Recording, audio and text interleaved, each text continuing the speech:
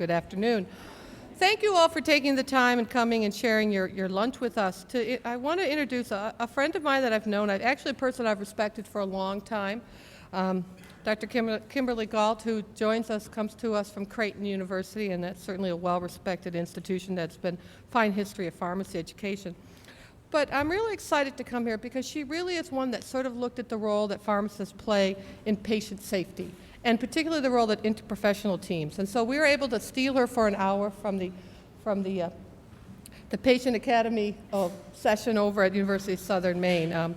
So she's a principal scientist for the Health Sciences Research and Patient Safety at Creighton. That's a center they have there. She has a PharmD from the University of Michigan and a PhD from the University of Nebraska. And she really focused on quantitative, qualitative, psychometric, and mixed methods. What she's done is she's served on it as a PI for many grants from NIH, ARC, CDC, and really she's looking at the important role of medication safety, that's the role that pharmacists can play, and as we go with this changing world for healthcare, what that means for pharmacists here.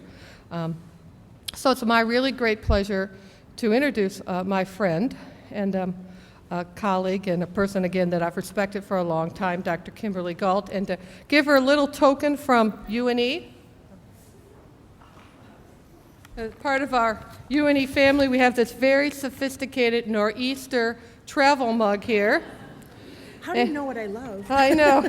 And then we have something from Portland, which we are sharing with her. This is a little quote from the Longfellow House: "The love of learning, the sequestered nooks, and all the sweet serenity of books," because I know she's truly a scholar, and maybe she'll put this on her desk and think about her visit to the UNE College of Pharmacy. Please join me in welcoming Dr. Galt here.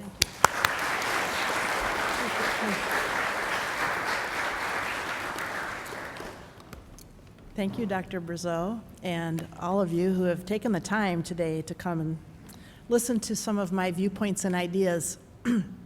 I'm going to set these down behind me for a moment, if you don't mind. And I will remember the visit based on both frozen drinks and a beautiful scholarly plaque. There's nothing like the opportunity to have people who are studying a profession have to pay attention to what you want to say to them for 45 minutes or so. It is really an overwhelming opportunity. I'm honored to have it, because what my hope is at the end is that you might come up with a good idea that you're going to take forward in our profession of pharmacy to advance further improving the safety and welfare of people as you're taking care of them. I'll preface my talk with observations about maybe where we are all at relative to our generations.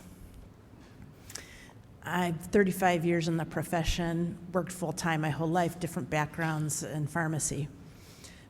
I've experienced personally harm and injury from healthcare. My family has. It's what motivated me to go into the research area. But when I trained and when I practiced my profession, it was not the most important issue on my mind. I was trained towards quality, excellence, moving outcomes improvement forward, interacting with individuals and each other in a way to advance how pharmacists can best serve patients.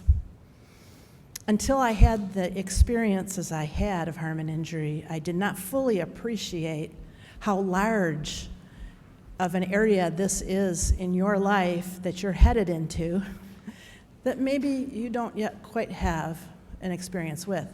So just before we get started, I'd like to do this in the audience just to find out how many of you have, through personal experience, family experiences, work, employment, volunteering, observed harm and injury from healthcare, such as a medication error that reached a patient, or show of hands, just give me a sense. More than I thought. Okay, more than I thought. Anybody see this get as far as there actually being injury and harm incurred as a result of it? Yes, fewer numbers, but about half. Okay, you're going to see in some of the data I'm going to present to you about our studies that's pretty typical. So for many of you, you've not experienced or heard about this. We do an assignment at Creighton in our class I ask each student to go find somebody who's experienced an error, harm, and injury. People often would say to me, students would say, I don't know anybody like that. And I said, ask your parents, your grandparents, aunts and uncles, or a close friend. Chances are pretty good there's somebody right there, and they've never told you about it, okay? So I'm gonna start out with that as a premise. So keep this in mind in your future. Dr. Lucian Leib, I have to do that once in a while just to make sure I'm in the right spot. Dr. Lucian Leib, he introduced the world of healthcare in the United States, really, to the importance of interprofessional work. When he introduced the landmark piece, Error in Medicine, in 1994, and what he said, which seems self-evident to us who are in practice now, if physicians, nurses, pharmacists, and administrators are to succeed in reducing errors in hospital care, they will need to fundamentally change the way they think about errors and why they occur. Change the way we think. The science of safety, it is a scientific body, is about how humans interact with systems to avoid harm. But the meaning of understanding that is always personal stories of patients, their loved ones, and all of us in care. Assuring the patient's safety is an ongoing process, and everyone is involved. And that everyone is from the families and friends of the patient all the way through sometimes third-degree relationships up in administration and policymakers. Everyone impacts it.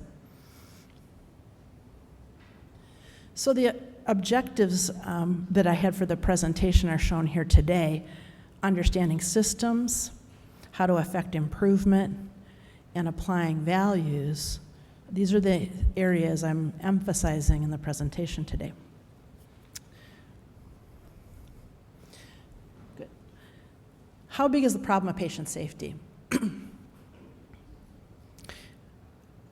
The problem starts with a really deep personal story. This is what really brought to the attention in the United States, the Congress, policymakers, healthcare providers, and others. This first case really brought everybody's hearts and souls to pay attention to safety. Betsy Lehman in 1994 was a reporter for the Boston Globe, so you're not very distant from where the events occurred. She is married, had 2 children, was diagnosed with breast cancer, and she was being taken care of at the Dana-Farber Institute. And she was receiving chemotherapy, Cytoxan, cyclophosphamide. She was on her 4th round of that. She received a 4-fold overdose for 4 days in a row. She was to be discharged from the hospital, and about an hour before she was to be discharged, she telephoned a close friend and said, "I'm not feeling well." She was dead. And after that occurred, a major audit took place of the Dana-Farber Institute. How many of you have heard of Dana-Farber? Okay. So, world-renowned center. There's no license on world-renowned centers being safer than other places. How was the cause of death, cyclophosphamide overdose, discovered? When a major audit took place, because Betsy Lehman was a public figure, and there was a call from the journalism community, find out what happened to this woman. A major audit at Dana-Farber took place, and it was a medical record audit that revealed the overdose 2 months later.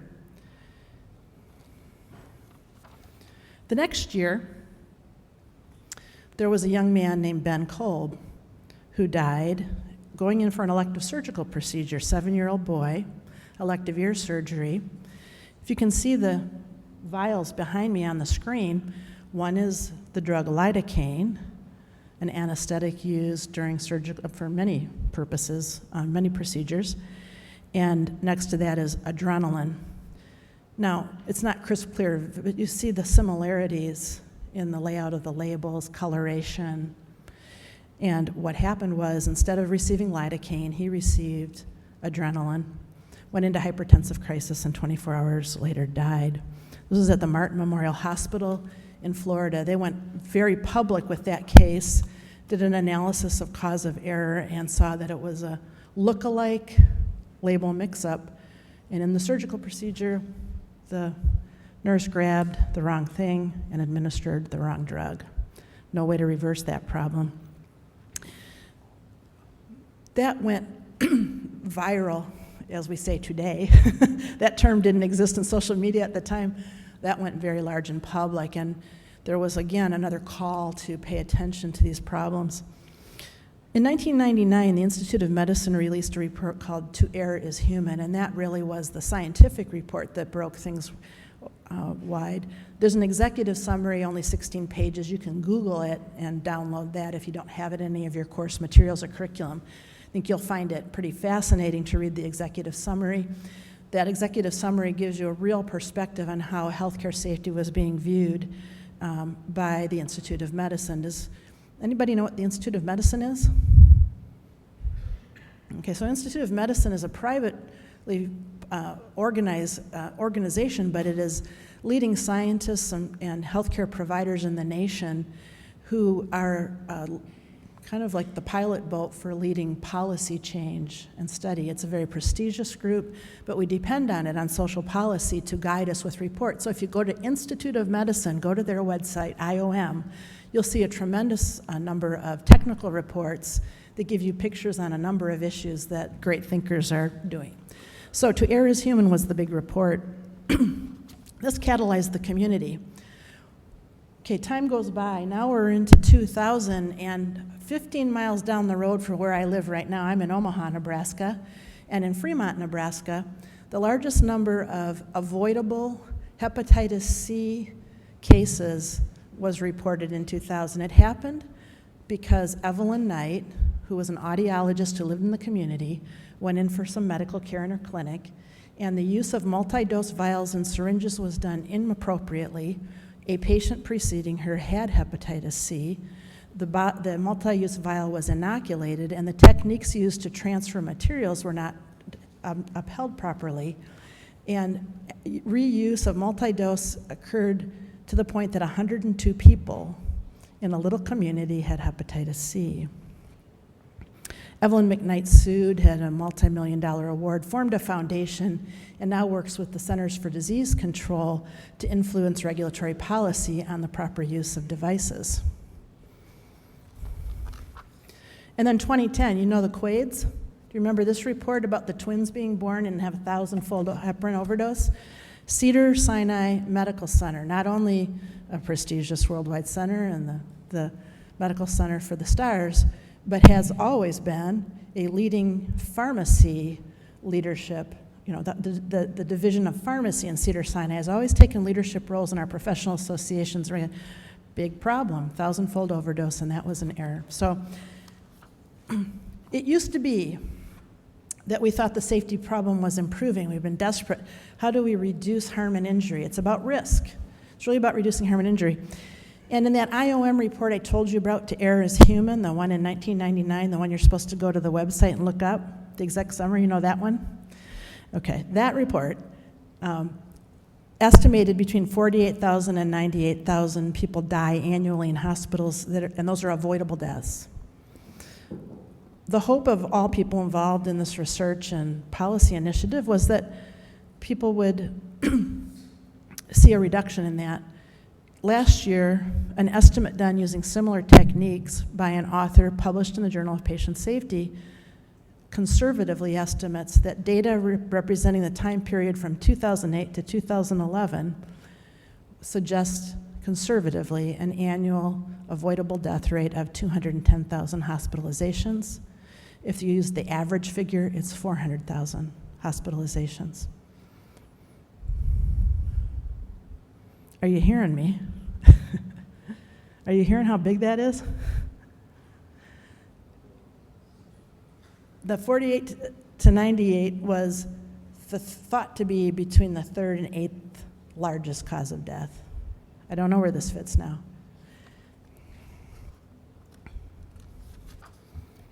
The promise has been in technology. Technology is good, right? Everybody have a handheld device of some kind? Yeah. That wasn't true when I trained in pharmacy. In fact, nobody had a handheld device when I trained in pharmacy first, and it became it's been a changing phenomenon in the world. The U.S. government, though, has invested billions in using technologies with the promise that safety will be improved. What does that translate to? That translates to electronic health records for every American. 3 sitting presidents have had this as an objective. We have been putting money in since Clinton into a technology model to transform the United States as a place where full electronic exchange of data in all of our healthcare will occur. So if we've made this investment, we have this problem, why does the problem persist? So this is where it comes down to you. Why does the problem persist? Well, this is an area of science that most of our professions are still not getting as core knowledge, okay? And that's the science of systems. The science of systems, which is transferable science knowledge from fields such as engineering, cognitive psychology, and multiple disciplines. We are now adopting the science of systems more and more into pharmacy. You may or may not have coursework that has components of that or has full courses. Eventually, I believe you will have coursework in that because our discipline of pharmacy through accreditation is saying we have to have it. So how we get there and the way we get there is in process. But safety is a property of systems. So understanding what we do as a system is important. And systems include technology, processes, organizations, environment.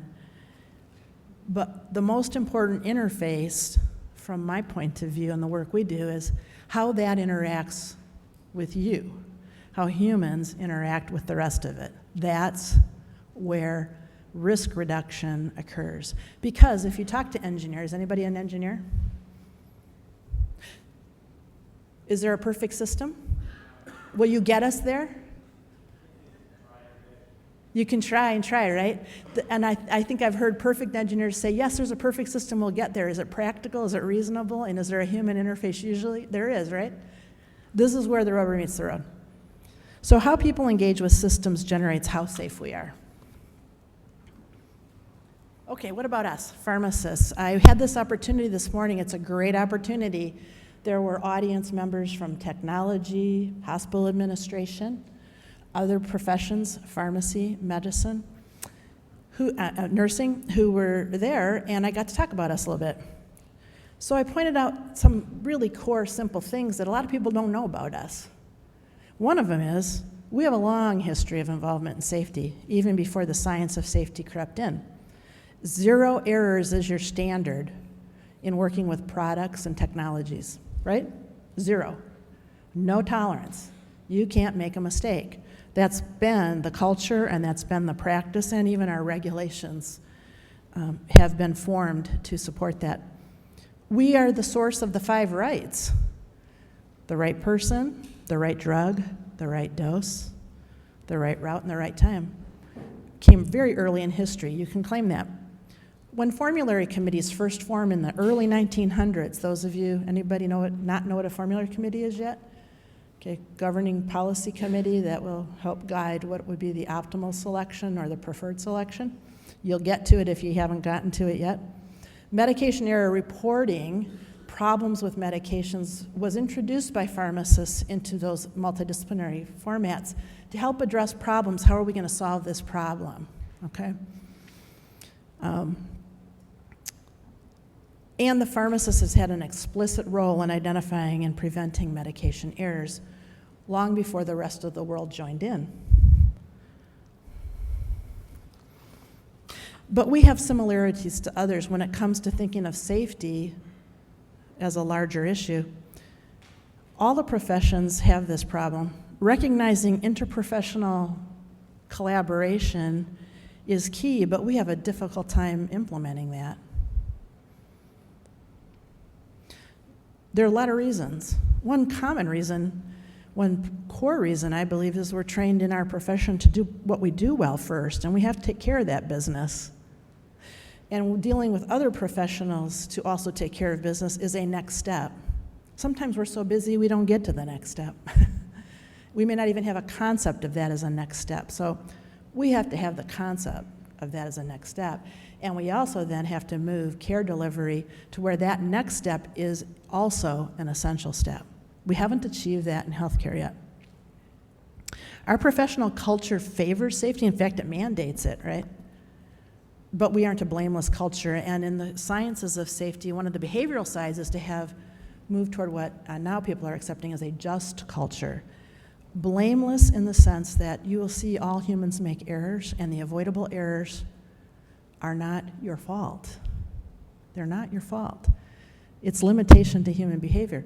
Now, you make active decisions to violate rules. You make active decisions to take shortcuts in good processes. That's your fault. But that's not what we're talking about. We're talking about you're doing all the right things, but an error occurs.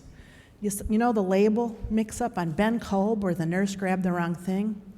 Cognitive psychology will tell us that's a slip. That was an unavoidable error from the point of view of the human mistake made there. What happens is if you've seen something 100 times and there's a pattern visually, you go to the 101st time and it's something really similar, your mind can and sometimes will make an error and substitute the first vision. The nurse thought she saw lidocaine. Pure and simple. We all do it. I have done it. I have driven corrections to prescriptions to a patient's home, scared to death that they consume something first. We all do it. There's nobody in this room, no one, who will not do it. You need to know that, okay? This is really important. And then we have a lack of science of safety baseline as a profession overall being introduced, which is part of what I care greatly about getting introduced. Another set of similar problems is technology is integrated into routine practice. Now, you've all been born into it, and you entering the world today in your professions with it. I wasn't born into it. It's a transformation, believe me. And it's so inextricably engaged in what you do now. For me, it was not. I had to shift, and all of us pharmacists who were there, had to shift the way we worked with it. Only thing I'm going to tell you that I think is the most important thing I learned is it's your brain and your heart that takes care of a patient. It's not your computer. It's not your computer. And when the computers break down, you don't just stop, sit back in your chairs, and wait for it to come up, you know? You're there taking care of a patient. Technology is your tool, not the driver. And I think we've seen a lot of developing issues with that. How many of you are really into the technology world? Anybody know about the National Health Information Network? Okay, so let me give you a context. 3 sitting presidents have put billions of dollars into this. This is a visual to show you what the concept is in the United States for the exchange of information, and it basically is showing you, in a simple visual, that we have total connectivity between every place we are and where healthcare is to be served to us. That means our homes, that means organizations. That's the ultimate goal. The banking industry figured it out. You've heard the ATM example often. So healthcare has to figure it out. So we've been putting money into infrastructure since Clinton to make this happen. So this is a very large, simplistic view. If you go to this next, this would be like a regional view. So the first one I showed you, 50,000-foot view of what's happening, right?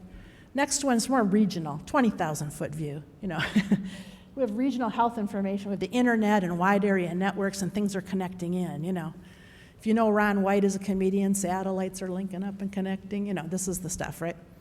But the point is that everyone has to be able to talk to everybody else through these regions. But if you see it more from the provider, like a pharmacist at home, a physician at home, a patient at home, the site. Okay.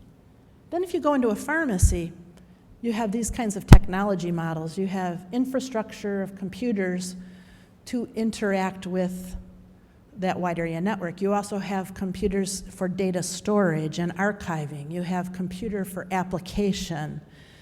And you need to have security and privacy, right? All that's happening in the background. Now, if you don't like technology at all, you don't have to pay attention to any of it, but I'm just telling you, something can go wrong at any one of these steps for your work to go right. So there's an awful lot happening that you don't have control for. What are the safety checks? You and the patient. Those are the safety checks. You and the other professionals you work with about the patient. That knowledge and that practical information is still where you have to pay attention and do your professional practice at, even with all this happening. But there's some fabulous jobs in that. If you love that stuff, there are some fabulous jobs to move this forward. And if you love it, I would strongly encourage you to take your career that direction, because we need some people out there who really know what they're doing and care about it. And then finally, we kind of look at in the pharmacy. Now we're at the local view. I sit on a task force for about 5 years now, some 50 of us or so, who are discussing the standards that the profession of pharmacy, its vendors and computers need to meet in order to work with the rest of the world.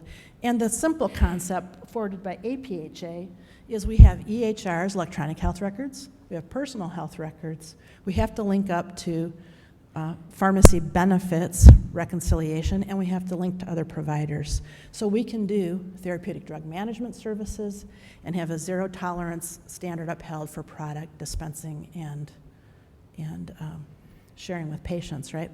So take those layers, and on top, that's all the technology happening out there to help support your simple practice. It's not simple. That's an important context, because when we move through how to make things better, let's take an example of e-prescribing. Did it advance? No, there. Let's just take the example of e-prescribing. Anybody here work in pharmacies where you get e-prescriptions? Yeah. Okay, so do you have patients showing up who wonder where their prescription is? Yeah. We've changed the workflow of the whole world with e-prescriptions for us. Patients used to be handed a prescription from a provider, come in to you, you'd receive it at that time, evaluation would occur, very linear process. Now, asynchronous, things are arriving at different times.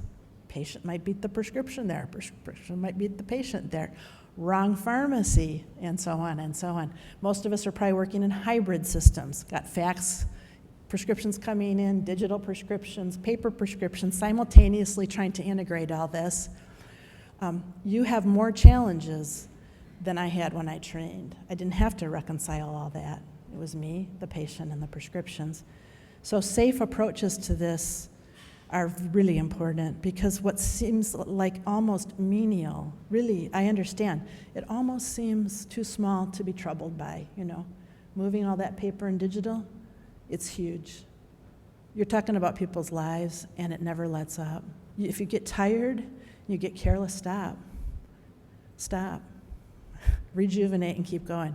You will have a tragic impact at some point if you can't embrace the human side of what you're doing in that world. Okay.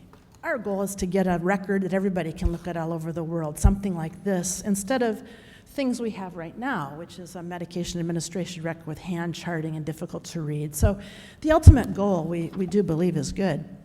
Now, the USP has given us a model called the medication use process. I love this model. It's linear, clean, and simple. If it were that simple, why are we having all these problems?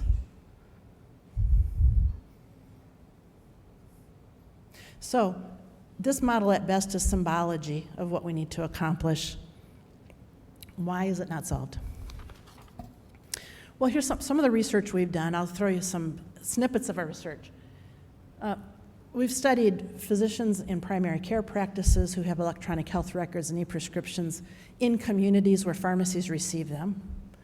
That means there's nursing and other professionals, okay? This is a slide not to show you, to worry about the data on it, as much to show you that there are risks and benefits to safety when EHRs are used and e-prescribing takes place. And the left column is the provider's perspective on what's safe and risky, and the right column is what is the nurse's perspective on what is safe and risky in one little clinic. They have very different viewpoints about that. Right in the local level, they have different views, and they didn't know that about each other. We took and studied them, and we shared back the information. And from that kind of understanding, they started talking about gaps in care and what they were doing and how could they reduce risk. It takes that much to get us working together right in our own backyards. In 2006, that Institute of Medicine did another report. So you have a second homework assignment, okay? Institute of Medicine, Preventing Medication Errors, a published book, a report that you can download. More than 1.5 million Americans are injured every year, many preventable, right? What I want you to know is that there is an expectation in this published report of the importance of you in solving the safety problem. There were 16 chapters, and pharmacists are mentioned 258 times in this book, with a heavy emphasis on the solutions that pharmacists are bringing, some of which we have not fully implemented yet, such as nationwide therapeutic drug therapy management. One of the key findings of this book, okay? So you're headed in the right direction. You have a lot of work ahead of you. Your generation has a lot of work ahead of you to bring that forward, but you're going to be the ones to do it. Now, I thought it would be important to maybe bring it to a more personal level of meaning too, but well, how, can you see how the pharmacist alone can't solve this problem of medication use because all the steps involved and all the people involved? Yet the pharmacist is key to solving. You're not alone, but you're key. So I'm going to go one step further and tell you it's impossible for you as a pharmacist alone to solve the medication error problem. But you're key. So let me show you a case as to why, what my defense for my thesis is. There was a case studied in Denver about an infant that died. We're going to use the James reason theory of error analysis to analyze and why I'm going to promulgate my argument. You can't solve it alone. James reason's theory of error analysis is also referred to lovingly as the Swiss cheese model. That arrow going through is a preventable error. The arrow is an error, okay? And the holes are mistakes made. So if you can close the hole, or errors made, if you can close the hole, it can't proceed. So the error can be viewed as a process, something traveling through a process, and the slices are process steps. Okay? Reason argues that if you can obstruct one of those holes, the error won't reach a patient. Okay, so here's the case. There was a baby born to a mother who didn't speak English, Spanish speaking. Physician, she had syphilis in her early years.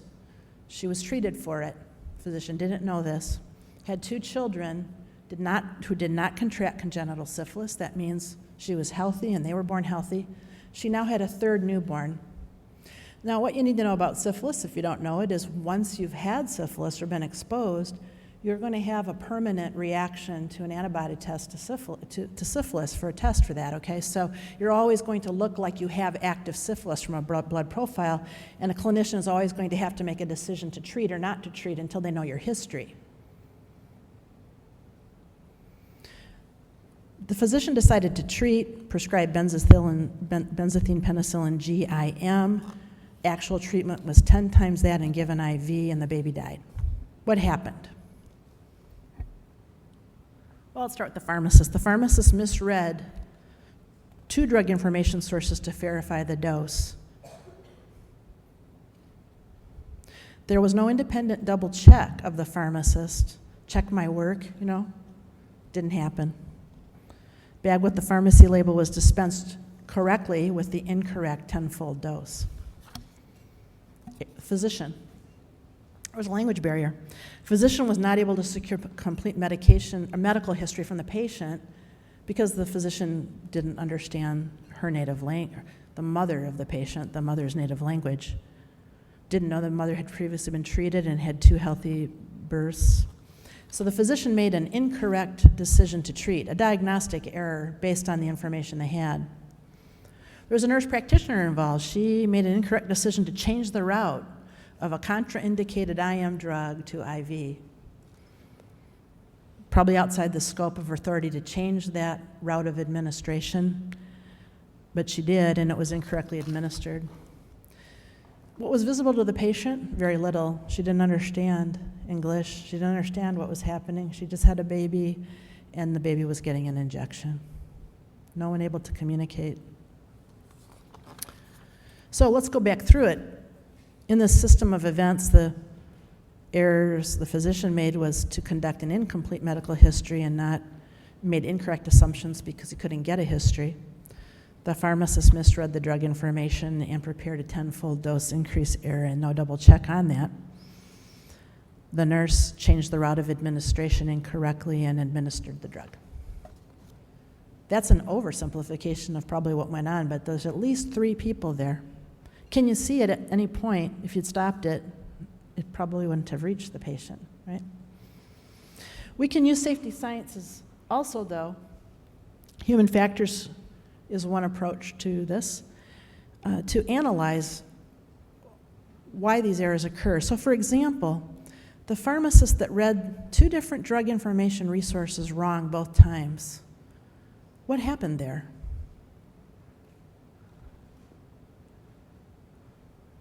Twice. Can you imagine that he made a slip, 500,000, 50,000, 500,000 slip. But he made an effort to look in 2 different places. It isn't someone who wasn't trying, right? They didn't blow it off and say, oh, I think it's this. They tried twice. So why did that happen? You see, that's what I'm getting at, that this is a very this person was a very dedicated pharmacist. This was what can happen, all right? That's why the double check systems do matter. Let's take that physician. Maybe there was an organizational barrier to having an interpreter available. Maybe the physician chose not to engage an interpreter. Maybe the physician didn't know how to get an interpreter. But if the physician had said, I can't proceed, and I have time, I don't have to treat in the next 10 minutes. I have time. I need to find out more here before I do this. Would that have stopped it? What did the physician do instead? It's a standard practice. They went to an infectious disease specialist, they used a public health guide, and they decided, oh, that's the expert knowledge. Sure, I'm supposed to treat, but they misdiagnosed the situation. The context was wrong. What about the nurse practitioner? Knowledge-based overconfidence. Everybody's going to do this. You're going to be put in positions in your work. You think you know. It's inconvenient, or you don't have a way to ask, or you're discouraged from posing questions, or you're challenged back. And so instead, you make a decision. And in this case, we believe that was what happened with that nurse practitioner. A little over the boundary of changing routes without making one phone call and saying, is it okay to change it? That would have probably triggered another conversation. But most important to me is the problem with the patient. If you look to the left side error, the patient wasn't able to communicate. That's technically a problem. But the 2 other conditions here are what I want to point out. Patients are vulnerable to healthcare systems, and patients without a patient advocate are so much more vulnerable. Now, patient advocate's been an advanced concept now for easily a decade. Bring someone with you when you need care, or have someone assigned to you to help you. When you're vulnerable, you don't always think clearly. When you're vulnerable, it's difficult to challenge authority. I've gone through recent surgeries. I asked my husband, will you please come? Please be there when it's time to ask questions. Will you be there before I go into surgery? And in my case, there was a possibility of oncology treatment, which I ultimately did not need. But when I told him that, he's a pharmacist also, he said, he and I both looked at each other, oh my God, errors. We both did that, because that's the scariest error in the world, is someone who's going to have that. So patients are vulnerable, and they need advocates. And they're going to need that with you. So in this one-day-old infant, just to put this framework on it, when we applied the James Reason model for decision-making, and we look at the labeling from the science of safety of these categories of problems that existed, I counted up 46 different things that could be attributed to, if one of them had been corrected, there's a possibility this would have not made it through. We have complexity. Is that the same as the USP picture? Are the steps the same? Yeah. But USP's 50,000-foot view. We have to understand it that way. But this view is the reality of the processes. So I'm going to slip through. How am I doing on time? How are we doing? 12:25. Okay. So Dr. Brazeau tells me that you're probably going to want to ask some questions and things and maybe talk about some things. I hope you will. There's a lot I don't have answers for, but I'd love to be able to chat with you about it. So now I'm going to switch gears for you, and I'll go through this relatively quickly. But this is about pharmacists. This is data about pharmacists. So Dr. Brazeau told you we run a research center, and a big thing that we have had an opportunity to do is study ourselves as pharmacists, patients, and providers in the greater state of Nebraska, and try to use that information to influence state board policies for pharmacy, the Board of Health, and try to bring improvements forward. And so one of the studies that we were funded to do by the State Board of Pharmacy was Pharmacists for Patient Safety. We put in an application, and we did a statewide assessment of what's the baseline safety knowledge of pharmacists, baseline safety experience of pharmacists. So we have a full technical report. It's about 50 pages long, and if you went to our center website, you could download that at any time. But let me just show you a couple key findings about us. We asked the pharmacists across the state, in the last 6 months, have you either been involved in an error or observed one, or involved in a near miss, that doesn't reach the patient, right? Okay, Swiss cheese, something happened, but some things happened before that. So, near miss, or observed it. These are the percentage responses by practice area. Do you see anything below 50%? Short of long-term care, observed an error, 35%. Everything else is, okay? It's part of your environment. Observed or actually experienced it. It's huge.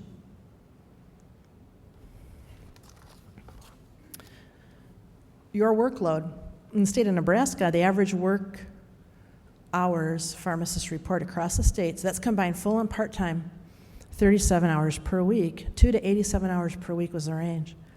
1 in 4 pharmacists are working in at least 2 locations across the state. Real common in critical access hospital work and community pharmacy work to be co-managing or supporting both. Average number of pharmacists in pharmacies, 1.2.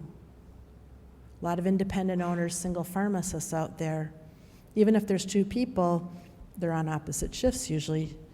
Many pharmacists, many of us, much like dentists in their own practice and primary care docs in their own practice, are working by ourselves. We may have a clerk, we may have a pharmacy technician, depending on your situation. It's very isolating. So when I said, you're getting tired and you're kind of getting trapped into the mundaneness of it, it's like, my son plays ice hockey. Have you ever seen the Minnesota hockey players stop? There's a big red stop sign. Don't hit me in the back, right? Stop. It's on their back. Stop. That's the sign you need until you're ready to re-engage alertly. Your patient may be angry they have to wait 20 more minutes, but you should not be standing from 9 a.m. to 9 p.m. with no mental break or no physical break. This is not possible to protect yourself and other people in those circumstances. What was very exciting to us was pharmacists were willing to talk about errors. These pharmacists want to share. 42% said they'd be willing to report it into a common site where we could actually help analyze and recommend some evidence-based practices to avoid that in the future. So we then said, well, okay, what do patients think about pharmacists in our state of Nebraska? And so we did a study of patients. 90% of the patients that we studied believe pharmacist counseling improves their ability to take medicine correctly. That's overwhelming. That's overwhelming. So what you want to do as a pharmacist and what patients expect you in this area aligns very, very well. Is it a should be counseling? No, it's a shall. And we have to continue to push in the work environments for getting those environments right for counseling. This is what people believe about you. You're helping them do that better so they do not get hurt. When there's no pharmacist involved, it leads to uncaught prescribing errors. There was a study done by Kuiper, who in one pharmacy that discovered that they did an independent audit of errors. Someone was independently observing 83% of the errors done inside the pharmacy itself, right where you work, where nobody else is really going to see it except for maybe your clerk or your colleague. 83% were caught at the point of patient counseling. It was using practices of taking the medication, looking at the label, opening the container, and looking at what's inside, and while counseling the patient, realizing, oh, something's not right here, and going back and fixing it. Just that alone, we can help ourselves and help protect patients. Simple things. This is, like I said, it seems menial. It's important. When I was an intern, I walked 10 miles uphill in the snow. No, when I was an intern, I stocked shelves. I love stocking shelves. I read every drug label. I cheated. I'd open and look, every OTC I did. I learned my drug therapies that way because it's how your patients learn their drug therapies. They open the box, they look at it, and they take it, Important work. Then we did a random study, over 1,000 consumer households in Nebraska. How many of you have experienced, or someone close to you experienced, a medical error mistake? 26%. See, 26%. Remember, you guys, you're about there. 26% random households. It wasn't people who we knew went to pharmacies or anything. Those are people who know it. Most studies have shown us most people don't know it. Did the experience lead to harm? 50% of those said it led to harm. That's about what the split was in here, a 2-to-1 ratio when you raised your hands. I'm going to extrapolate that and say that's probably true across the nation for the most part. So it led us to a great idea. We had a great idea. We want this idea to be even greater. But we work closely with the Office of Rural Health in the state of Nebraska, and since retired, Dr. Dennis Behrens is the director of Rural Health, and he gave us a small amount of funding to start up a rural patient safety center within our center, okay? And the idea was that if those pharmacists, remember those guys that said, yeah, we'll report in, we were able to engage some of them to report in on a simple website. But here was the difference between what we wanted to do and what most reporting systems do. Most reporting systems, you report in, and they go into the aggregate, the data, and large reports are done later, and we get big pictures. Important work. Don't misunderstand. It's important work. But pharmacists are isolated out there. We just learned that, and they need feedback right away about what's going on. They didn't really want to expose themselves, didn't know where to call, what to do. So we said, what if we could do this? What if we could set this up as a communication network, and all you report in, and then those of us, a small group of us on faculty in our center, would look at the error, we'd take and produce the evidence and do a one-page report and turn that back around within a week's time and send it to the whole network of pharmacists. This kind of error was reported. Here's the evidence about ways you can implement change in your practice or not. And not disclosing who the person was or the place, but they knew it was somewhere in the Nebraska network. We published that in the Journal of the American Pharmacists Association, and the good news was those that participated had high impact statements about it. And if you went to see that report last year in the journal, you would get to read about the errors and what was done, and those were errors that reached the patient. That's what we were interested in. The bad news was our ability to get a lot of pharmacists engaged was difficult because of two reasons. The pharmacists who are 1.2 average, maintaining all those places, we're having to do those kinds of reports after hours when they got all done, right? There's already too much work. And it's hard to get rested and rejuvenated and still engage in that. The second reason was if they worked in a corporate model, they had to ask permission, and most corporations were telling them no. They did not want any disclosure whatsoever linking back to those stores.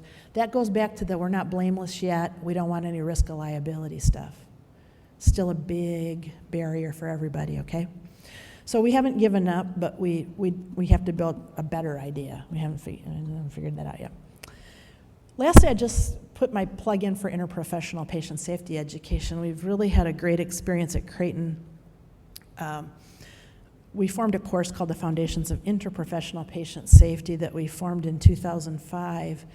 I was asked by our vice president for health sciences at that time because I had just gotten my first federal grant in, I think, 2000, and it went very well, and it raised a lot of awareness in our locale. And so he said, I'd like you to get people together. We've got to move forward on the safety issues. So I wanted to share this with you. We had 19 faculty from 7 colleges, everybody involved, law, social work.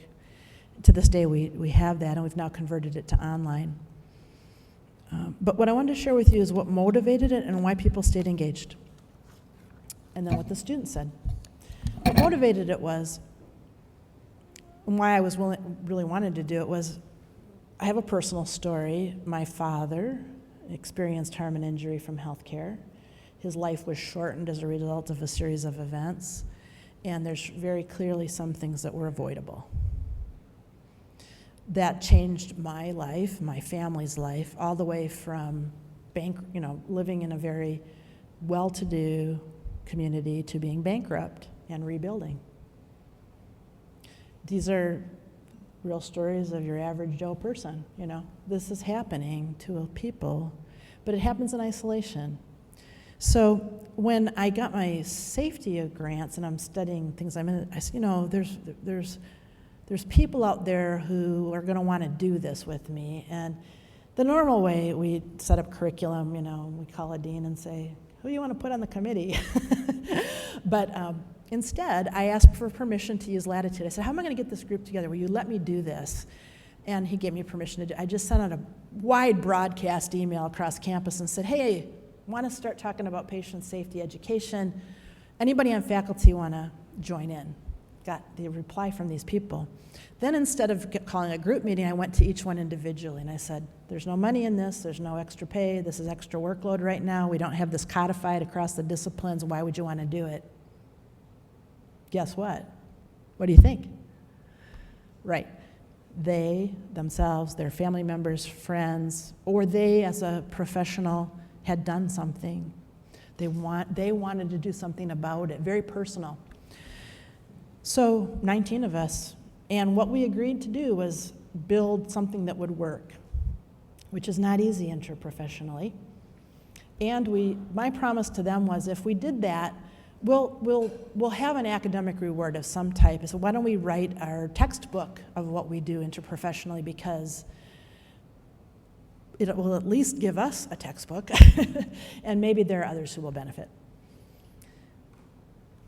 We did. It actually took us 3 years to build that course and then write our chapters and our preps.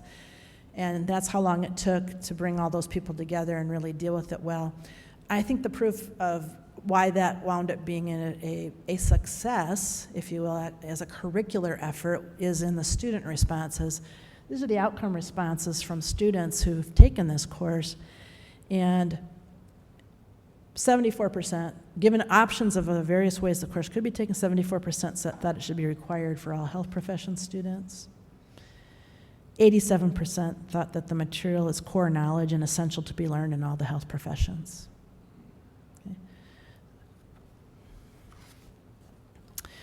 Some of my colleagues, one of the nursing faculty members did a study of nursing student outcomes. Her concern was justifying to others in the nursing profession, and certainly in her college, that nurses should engage in this non-nursing course, right? These are the disciplinary things that we have happening.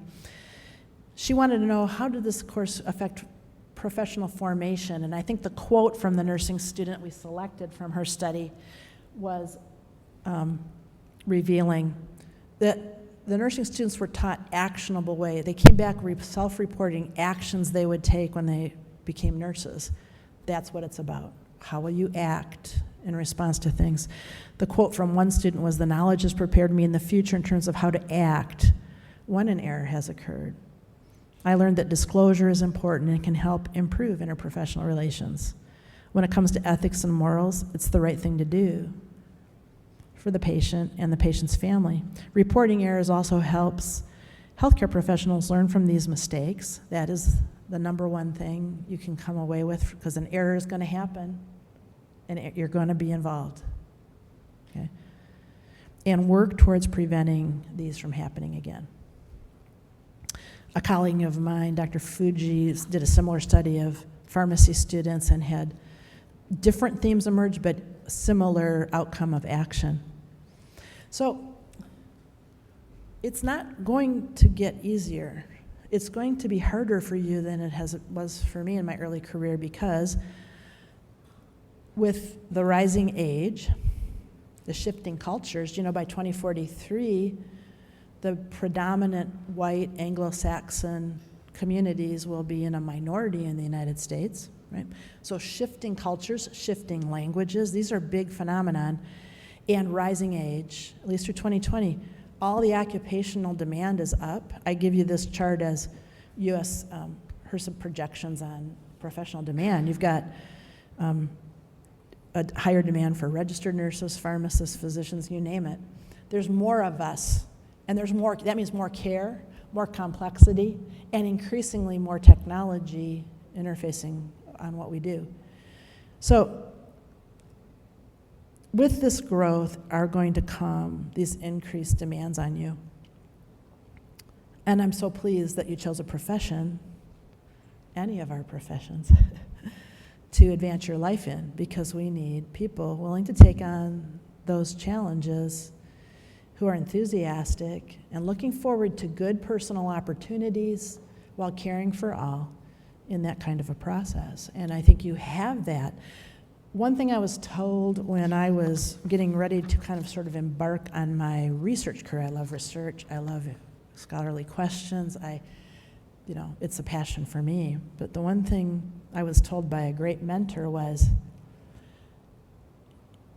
with great problems, big problems, you get big solutions. When you go to write a grant, you identify a big problem, something that really needs help. You will get funded to try to work on those really difficult problems, right? So with big problems come big opportunity. These are where entrepreneurs and innovators, where real shifts take place and where your opportunities come. Look to the big problem, and if I'm counting on you, because you're probably going to take care of me sooner than I probably want, and I'm hoping you're as dedicated as I hope I've become to trying to help us identify some solutions. So out of this, some of you are going to have a great idea. Some of you are going to have a great idea.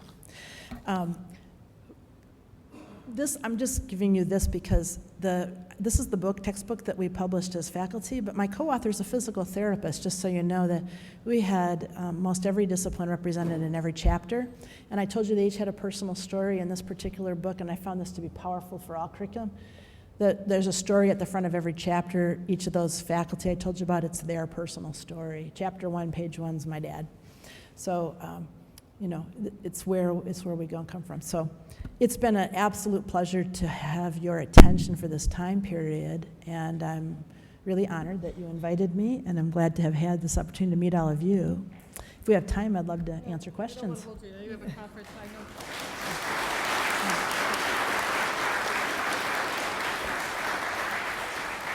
I think we have some time. I know we've got to get her back to University of Southern Maine. We may have some time for maybe 2 or 3 questions. Anybody? Come on, it's good questions out there. Yes, ma'am. What's your opinion now that there's been a move for some physicians have the option to sign up for control prescribing?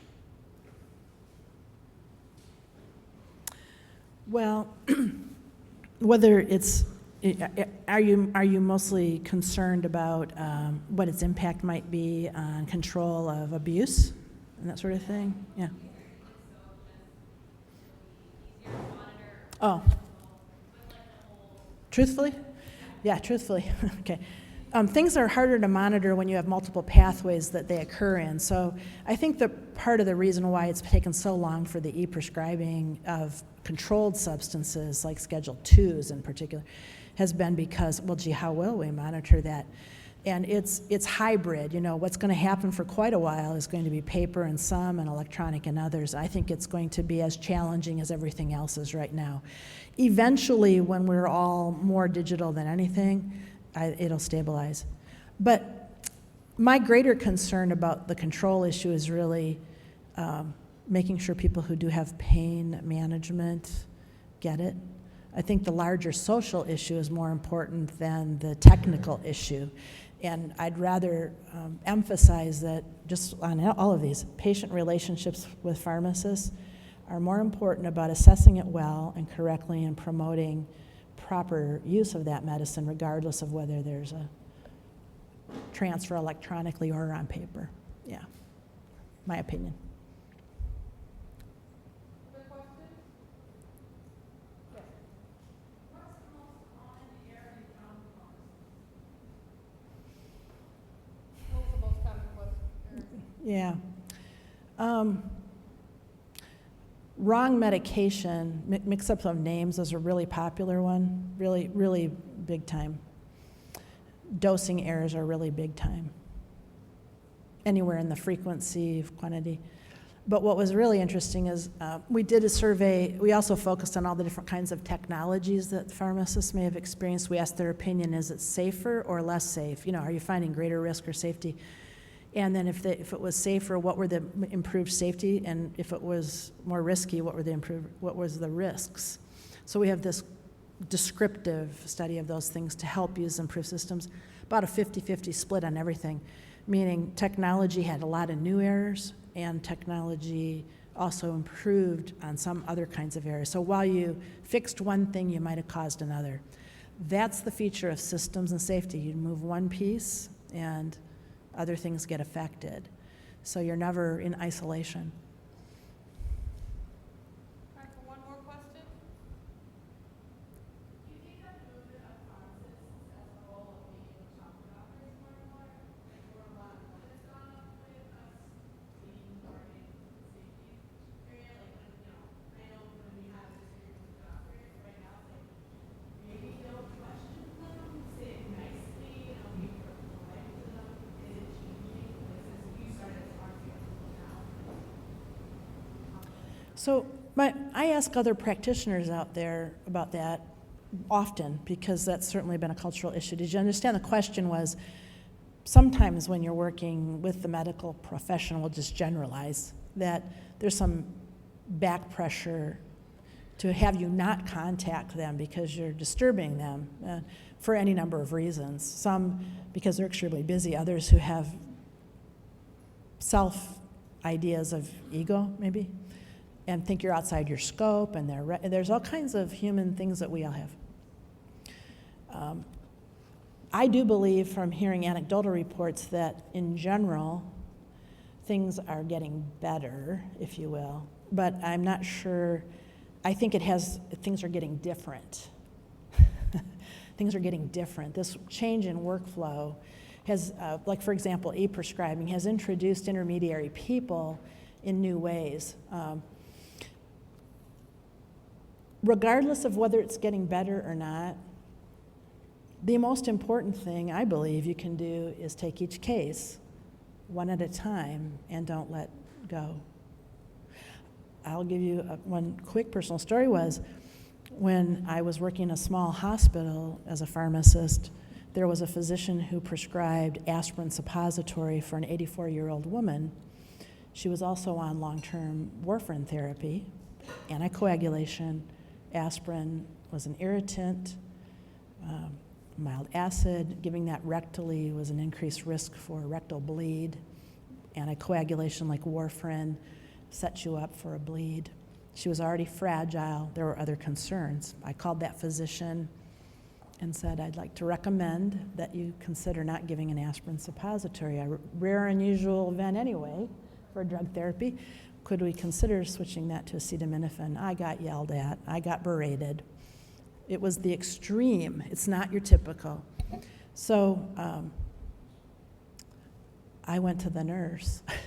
I walked down the hall and I went to the nurse and said, he's not changing the order, but I'm telling you, this is a real risk situation, and I think we need to somehow convince him to change this. So she held the dose and she called him. And between the two of us, we did that. I had generated a complaint to the hospital administrator against me, and when I explained the situation, fortunately the hospital administrator said, you did the right thing, and I'm sorry that happened to you. Keep up the good work. If that hospital administrator had told me differently, I would have been looking for a new job, and I would have been right to do so, because that's not where my practice can flourish. That's an extreme of an early. I've also had advocates and physicians with other physicians who have said, she's really doing the right thing here, let's do this. So one case at a time, you and the patient, and then you and everybody else. Don't let the rest of it influence you.